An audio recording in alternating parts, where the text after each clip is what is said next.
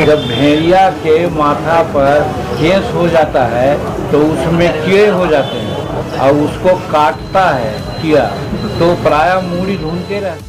इसी प्रकार से नीतीश कुमार जी स्वाभाविक रूप में हमको मुख्यमंत्री नहीं बना। और वो जो आज तुम ताम कहते हैं तो उनका संस्कार क्या है? हम उनसे बड़े हैं उम्र में भी, पहले डिग्री हासिल किया है, पहले हम विधायक हुए हैं। तो अगर तुम ताम कहते हैं तो मैं तो कम समझता हूँ कि या तो उनका एरोगेंसी बोलता है, या पागलपन बोलता है, या नहीं तो उनका संस्कार जो गलत है वो बोलता है।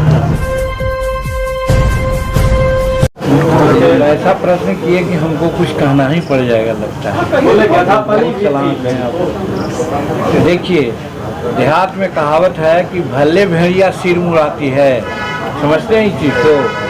जब भेड़िया के माथा पर केस हो जाता है तो उसमें कीड़े हो जाते हैं और उसको काटता है कीड़ा, तो प्रायः मूड़ी ढूंढते रहती है वो। तो आदमी जब उसके माथा को पकड़ता है तो बड़ा शांत हो जाता है और तब उसको लोग मूड़ते हैं। तो कहने का उसी को कहा जाता है कि भले से या मूड़ रहा था, इसीलिए उसको तो माथा में जूट काट रहा था, इसलिए वो सीधा हो गए। इसी प्रकार से नीतीश कुमार जी स्वाभाविक रूप में हमको मुख्यमंत्री नहीं बनाया। जब 2014 के चुनाव में वो पार्लियामेंट इलेक्शन में सभी सीटों में प्रायः हार उनको मिली, तो जदयू के लोग ही कहने लगे कि आप इस्तीफा दीजिए, आपके नेतृत्व में सब हार गया है। और इतना जोर पड़ा कि वो इस्तीफा देने को तैयार हो गए। लेकिन उन्होंने चालाकी की कि हम एक ऐसा नॉन कंट्रोवर्शियल आदमी को चुने जो नाम उसको हम चीफ मिनिस्टर के रूप में नामित करते हैं तो कोई विरोध न करेगा।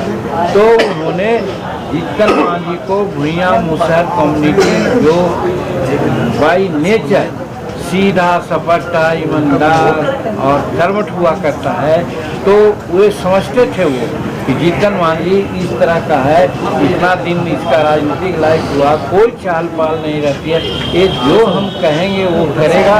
इसलिए हमको उन्होंने मुख्यमंत्री बना दिया और मुख्यमंत्री बनाया तो 2 महीना तक हम काम करते रहे उनके इशारा पर। आप सोच सकते हैं, मैं विस्तार में जाता हूँ कि जब हम ग्रेजुएशन किया था तो हमारा इकोनॉमिक्स और पॉलिटिकल साइंस विषय था। आप जोड़ सकते हैं पॉलिटिकल साइंस के विद्यार्थी को इतना पता था कि मुख्यमंत्री को क्या अधिकार है, क्या कर्तव्य है।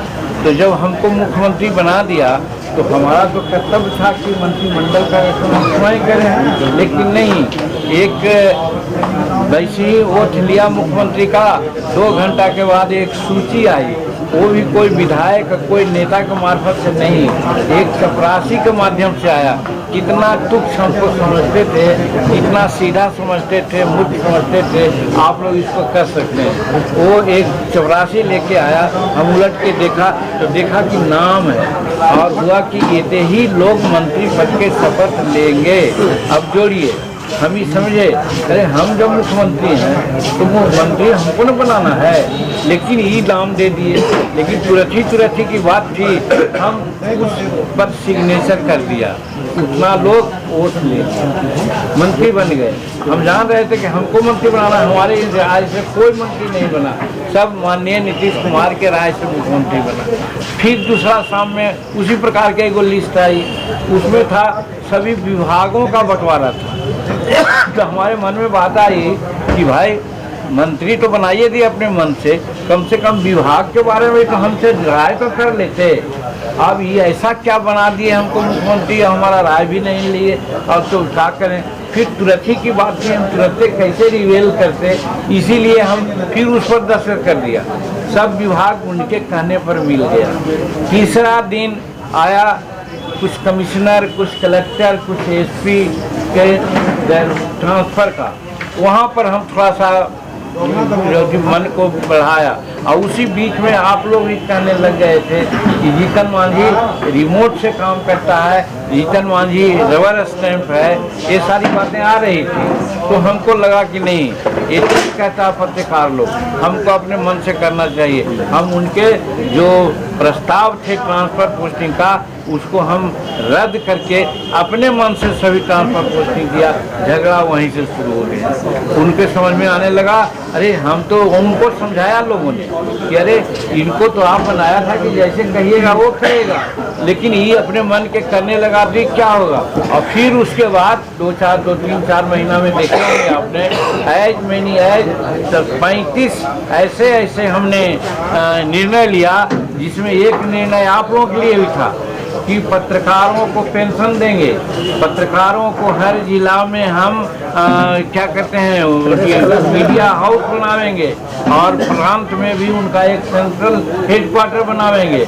आप लोगों को भी किया था, महिलाओं के लिए किया था कि सशक्तिकरण की बात लोग बोलते हैं, लेकिन जब तक पढ़ेगी महिला नहीं तब तक कैसे होगा। तो इसलिए बच्चा क्लास से लेके MA क्लास के बच्चियों तक सभी जात के बच्चियों का पढ़ाई हमने फ्री कर दिया था। हमारे इलाका में नक्सलाइट बहुत माना जाता था, सब लोग क्या करता था, राइफल उठाता था, इसलिए कि उसका इज्जत नहीं दिया जाता था, वो भूखा मरता था। हमने कहा क्या कि ठेकेदारी में जो 75 लाख रुपए तक के ठेकेदारी में हम आरक्षण दे दिया। आरक्षण दिया तो वो लोग जो नक्सलाइट वहाँ जाते थे वो लोग सब काम करने लग गए। बहुत से नक्सलाइट हम पर गुस्सा किया कि हमारा कैडर को साहब आपने बर्बाद कर दिया। हम कहा कि हम बर्बाद किया क्या, हम लोगों को रोजी रोजगार दिया, लेकिन ये भी उनको अच्छा नहीं लगा। ये बिहार कृषि प्रधान राज्य है, 76% यहाँ किसान रहते हैं खेती पर, और इनको सिंचाई की कोई व्यवस्था नहीं थी। डीजल पेट्रोल ये सब लगाना पड़ता था। तो हमने निर्णय लिया कि हर 5 एकड़ किसान जो रखते हैं ज़मीन, उनको हम बिजली माफ़ कर देंगे। ये सब काम शेड्यूल कास्ट के लिए हमने कहा कि 2-3 डिसमिल ज़मीन से काम नहीं चलेगा, 5 डिसमिल हम देंगे। और हमारे किसानों को शेड्यूल कास्ट को खेती करने के लिए ज़मीन नहीं है, जितना भूदान और सीलिंग की ज़मीन है वो 13 लाख एकड़ है, उसको हम बांट देंगे, 1-1 एकड़ ज़मीन सबको देंगे। अगर वंचित हो जाएगा तो खरीद करके देंगे, ताकि हमारा जो शेड्यूल कास्ट के लोग हैं वो खेतीहर मजदूर नहीं, खेतीहर किसान बन जाएगा। ये सारा जब निर्णय लेने लगे तो उनके जो अगल बगल अभी रहते हैं वही कहने लगे, नीतीश बाबू जीतन मांझी को भैया समझ कर क्या बनाए थे कि तो ऐसा काम कर रहा है कि 6 महीना और रह जाएगा तो आपको कुछ तो नहीं पूछेगा। बस लड़ाई चली वहीं से और इधर उधर करने लगे, और फिर उसके बाद हमको रिजाइन कर। तो वो हमको अपना स्वभाव से चीफ मिनिस्टर नहीं बनाए थे, अगर बनाते तो हम तो अच्छा काम किया। आज भी उनको चैलेंज करते हैं, कहिए कौन गलत काम किया था जिसने आपने कहा कि हट जाइए।